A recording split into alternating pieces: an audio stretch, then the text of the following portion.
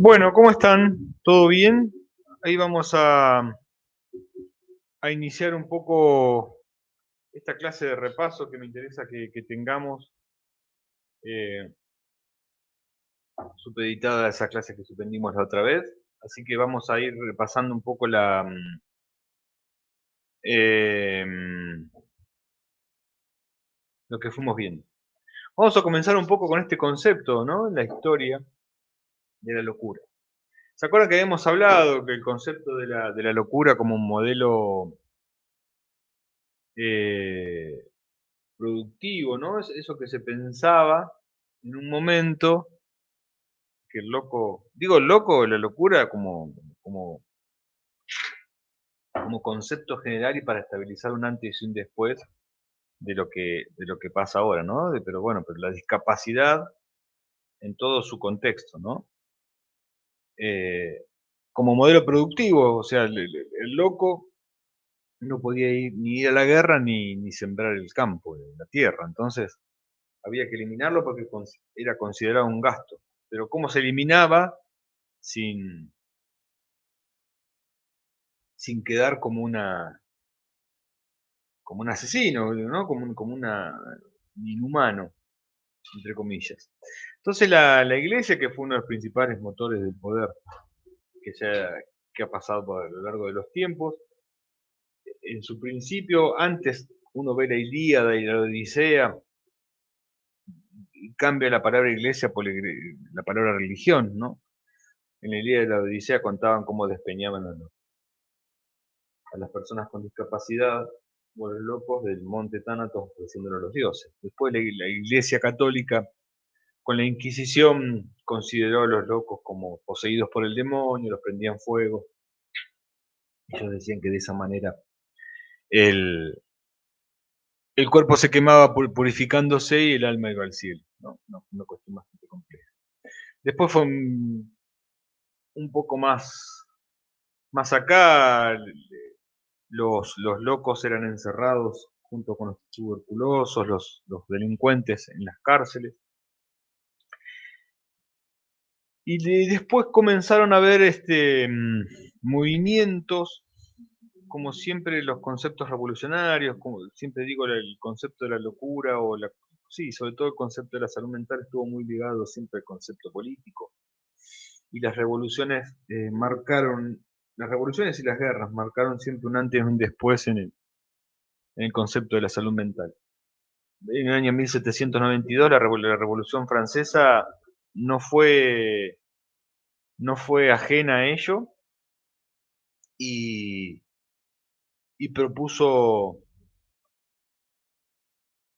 de la mano de Philippe Pinel y Esquirol, algunos estudios con respecto a la locura. De hecho, hay una historia ahí del Hospital San Etienne y la enfermera del Hospital San Etienne con algunos pacientes, como podemos pensar como los inicios, los albores del acompañamiento terapéutico, algo que veremos después más adelante si vale la pena. Eh, Comienza el concepto de humanización de la locura. ¿Por qué decimos humanización de la locura? Bueno, porque la propuesta era que estén limpios, que coman y que se los asile en un lugar específico para ellos. Básicamente eso fue el concepto revolucionario de aquella revolución francesa que proponía igualdad y fraternidad, ¿no? Entonces, ¿cómo iban a hacer con los locos encerrados por un crimen que no habían hecho? Apegados a eso y como consecuencia de ello, en Escocia, Connelly, que era un lingüista que estudiaba las comunicaciones dentro de las cárceles, siempre atormentado por el bullicio y el griterío que se daba dentro de las cárceles, eh, y siempre veía que era de parte de los locos de donde venía ello. Y un día, caminando por un barrio residencial de Escocia, una jauría de perros del otro lado de una reja comienza a ladrarle, y cuando sale el dueño de los perros y los suelta, los perros dejan de ladrar. Y él ahí comienza a pensar este concepto de no restraint, o las no ataduras, y propone como modificación de esa práctica la libertad dentro del vacilar. La tercera etapa que yo establezco es el concepto del open door, ¿no? Hay un libro interesante que siempre recomiendo, que es El nombre de la rosa, de Humberto Eco, donde soslayado está la presencia de las personas con discapacidad o los locos dentro de los monasterios, pero bueno, pero sí fue ahí donde comenzó a esbozarse, y permítanme esto, los, los albores de la terapia ocupacional, ¿no? Ya había espacios donde comenzaron a trabajar la tierra, eh, la producción de esas de esa, o los frutos de ese trabajo debían ser comercializados, entonces se les permitía salir con lo que se llamó libertad bajo palabra, o bajo, sí, salir bajo palabra. Y eso se comenzó a tramitar en un concepto que se llamó Open Door, que después con el tiempo fue modificándose y estructurándose en un modelo desmanicomializador, ¿sí?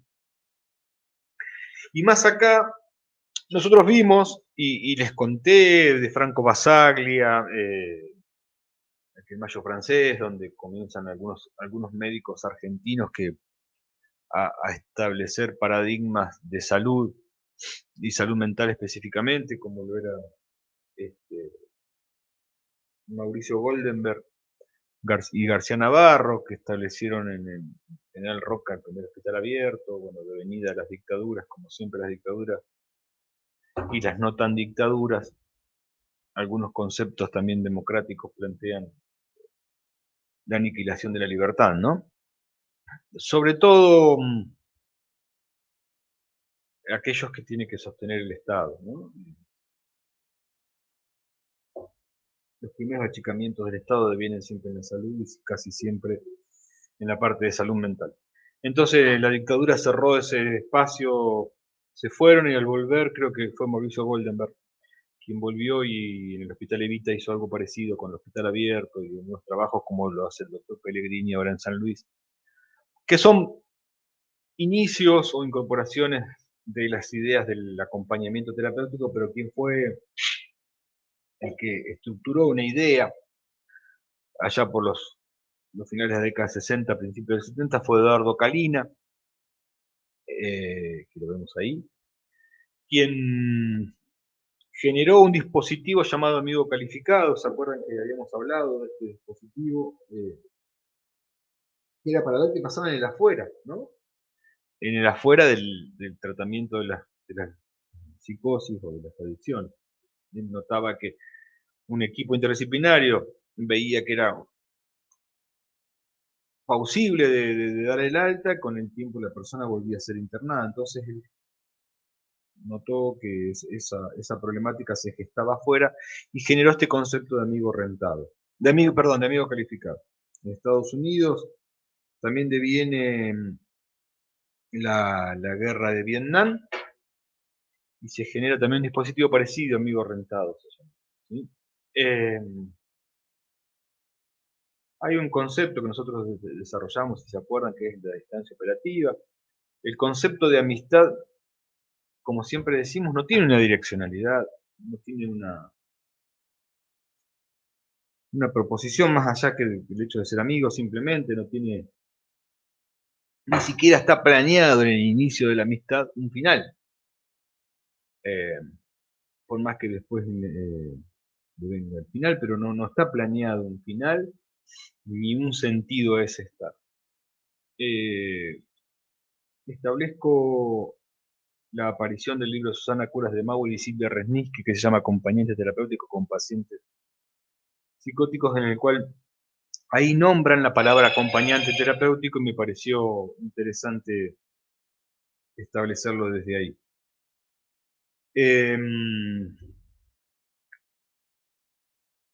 Es interesante porque dice que brinda la ventaja de encuadrar mejor la tarea, fortalecer el sentido interaccional del vínculo, o sea, le da una direccionalidad, le da a ese estar un horizonte, ¿sí? Hay un encuadre, un vínculo, y a partir de ese vínculo una necesaria cotidianeidad. Entonces, a partir de ahí, y hablábamos un poco acerca de algunas definiciones que están en ese libro, que le puede dar ese sentido de acompañante terapéutico, que es acompañar es terapéutico y no que acompaña una terapia, si no hay una dirección de la cura en el acompañamiento terapéutico.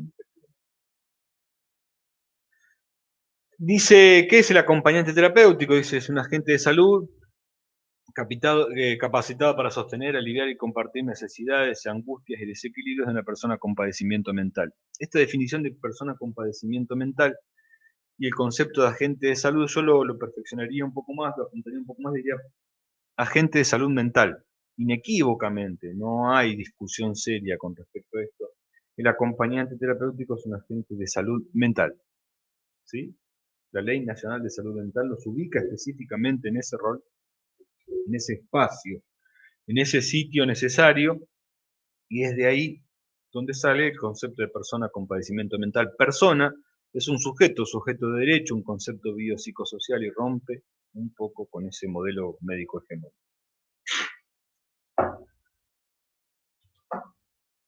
Fíjense, perdón, fíjense que hay otras definiciones, ¿no? Ahí que son interesantes que puedan verlas, pero bueno, son definiciones. Y acá hay una interesante que es la que me quedaría, ¿no? Dice, propicia la experiencia vincular, ¿sí? De contención y apuntalamiento, promotora de transformación. El acompañante terapéutico es un concepto definitivamente evolutivo y transformador, ¿sí? Fíjense más abajo, la última, dice la T, el acompañante terapéutico busca restituirle la palabra al sujeto avasallado, encontrando un sentido a su dolor y promoviendo el conflicto, ¿sí? Si no hay conflicto con la incorporación de un acompañante terapéutico, no hay acompañamiento terapéutico posible. Eso sí lo sabemos y lo tenemos en claro, porque si no hay conflictos, porque todo sigue como está. El concepto de sujeto avasallado es el concepto de sujeto vulnerabilizado. Trabajamos con la vulnerabilidad del sujeto. Algunos, eh, ¿cómo decirlo? Algunos conceptualizadores marxistas por ahí estarían en contra de la palabra resiliente, pero bueno, encontrar un sentido al dolor es ni más ni menos que una construcción resiliente, ¿no? Y se hace a través del conflicto. Si no hay conflicto, no hay eh, cambio posible, ¿sí? Yo siempre les cuento esto, ¿no? Que muestro esto y ¿qué es esto? Pregunto y obviamente todos dicen que es un bombero, espero. Y esto espero que digan que es una enfermera o una doctora, básicamente. Y esto que es un policía, ni más ni menos. Y esto, pregunto. Y dejo un espacio para que ustedes se contesten. Dos personas. Como si estos no fuesen personas. ¿Qué quiero decir con esto? El concepto del uniforme. A mí me incomoda y es algo que me desvela la idea de que los acompañantes terapéuticos que en la resolución 782/13 del Ministerio de Educación de la provincia de Buenos Aires nos dice como acompañantes externos, vayan a la escuela con un uniforme perteneciente a la escuela, que es el guardapolvo. Hay una incongruencia absoluta en ese estar, en ese transitar, en esa realidad. Muchos me dicen, es por comodidad. No sé si es cómodo un guardapolvo. Otros me dicen, porque me ensucio. Bueno, lleva ropa que te puedas ensuciar. Otros me dicen, a mi acompañado no le molesta, rompiendo absolutamente el concepto biopsicosocial. El acompañado está dentro de un concepto social. Y nadie habla de que moleste, sino de que rompe la estructura de funcionamiento de un acompañamiento terapéutico, ese modelo identificatorio. Nadie habla de que le moleste. ¿Cómo le va a molestar si va el acompañante terapéutico, se presenta como acompañante terapéutico o de guardapolvo? Ese acompañante terapéutico que está frente a él son todos los acompañantes terapéuticos. Entonces no le va a molestar, por supuesto que no le. ¿Por qué le molestaría? Sí, lo que moleste, lo que rompe, básicamente y elementalmente, es la tarea del acompañante terapéutico como modelo de representación, ¿sí? De construcción del vínculo. Fíjense esto. Gustavo Rossi dice, el acompañante terapéutico, dice, la ubicación que tiene el acompañante terapéutico nos lleva a una interrelación entre dos polos. Lo externo, que es el ojito este, ¿sí? Que yo lo llamo lo social, y lo interno, que es este círculo celeste, ¿sí? Que vemos ahí, que yo lo llamo lo bio. Dice lo interno, lo íntimo de un sujeto y su familia, y lo público, ¿sí? Lo íntimo, lo íntimo que es lo que está dentro de ese círculo celeste y lo externo, lo público. Dice, la T está en ese borde. Ese borde sería ese círculo celeste, ¿sí? Que yo me propongo o les propongo pensarlo como si fuese un muro en el cual caminamos haciendo equilibrio para mirar a lo externo y a lo interno. Y dice, está en ese borde, con su palabra, con su participación en una escena cotidiana. Se presenta como un otro que llega del exterior. ¿Qué significa esa presentación de lo exterior? Esto que vemos acá es una estructura biopsicosocial. Venimos de afuera, no podemos ser el acompañante de nuestro hijo, de nuestro hermano, de nuestro tío, de nuestro abuelo, ni siquiera de nuestro vecino. Porque a ese acompañamiento, a esa construcción vincular le precede una historia que conocemos. Entonces el vínculo va a ser prácticamente imposible porque se va a construir un vínculo a partir de lo que sabemos y no de lo que no sabemos, que eso es lo elemental. Veíamos en una, a ver si lo podemos ver, recuerden esto, no de lo que no sabemos. Em, Perdón, pero me acordé de algo que, una definición que hay, dice esto, la inclusión de la T amplía las fronteras del registro, favoreciendo una mayor consistencia en la evaluación del caso. El acompañante terapéutico es momentos relevantes que a veces la familia no relata, y es desde ahí donde muchas veces se apoya la vulnerabilidad. Si la familia no relata, nosotros vamos a construir a partir de ahí. Ahora, si la familia no relata, nosotros sabemos que la familia no relata, pero que eso existe, no hay construcción posible porque lo pasamos por alto porque ya existe en nosotros ese no relato de la familia. ¿Se entiende? Dice, se presenta como un otro, en una escena cotidiana se presenta como un otro que llega desde el exterior, que debe trabajar a partir de ese lugar de extraño. Fíjense, recuerden el concepto de amigo calificado, ¿no?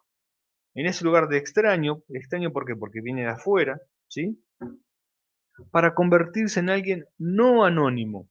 Esto es fundamental, la construcción de algo no anónimo es fundamental. Yo les había hablado acerca de la construcción del vínculo y la relación con las máscaras que yo he establecido en un momento que después más adelante la vamos a ver. Dice, en alguien no anónimo significativo para el sujeto, solamente para el sujeto. Ahora, volvamos a esto. El AT hace equilibrio en ese círculo celeste que nos delimita entre lo externo y lo interno, ¿sí? Ese círculo celeste nos da a nosotros la posibilidad de ver afuera y adentro. Afuera lo social, adentro lo interno, lo psi y al sujeto.